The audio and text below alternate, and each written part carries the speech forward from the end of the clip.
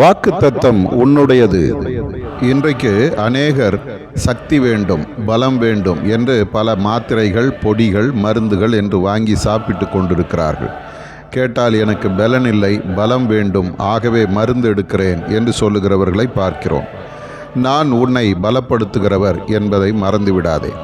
பயந்து ஒளிந்து வாழ்ந்த கிதியோனை நான் அழைத்து அவனை பலப்படுத்தி ஒரு பெரும் எதிரிகளின் சேனையை 300 பேரை கொண்டு சிதறடித்தான். தாவீது இளைஞனாக இருந்தபோது கோலியாத் என்ற ஒரு ராட்சதனை மேற்கொண்டான். கோலியாத்தை கண்டு மொத்த இஸ்ரவேலர்களும் பயந்தபோது தாவீது அவனை வெற்றி கொண்டான். ஆசா தன் எதிரிகள் முன் நிற்க முடியாத சூழலில் கர்த்தரை நோக்கி கூப்பிட்டான்.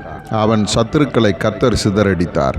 இன்று நீயும் அதிகமாக பயந்து கொண்டிருக்கிறாய். என்னால் இதை கையாள முடியாது, என்னால் இந்த வேலையை செய்ய முடியாது, நான் எப்படி படிக்கப் போகிறேன், நான் எப்படி இதை செய்ய போகிறேன் என்று உன்னை குறித்தே குறைவாக யோசித்து கொண்டிருக்கிறாய்.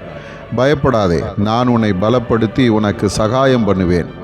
இன்று நான் உன்னையும் பலப்படுத்துவேன். நீ அசாத்தியமான காரியங்களை செய்வாய், நீ அற்புதம் காண்பாய். உன் பலவீனம் மாறும், உன் கண்ணீர் மாறும், நீ அநேகருக்கு முன் சாட்சியாக நிற்பாய். ஆதார வசனம், ஆண்டவராகிய கர்த்தர் என் பலன். ஆபகுக் 3:19.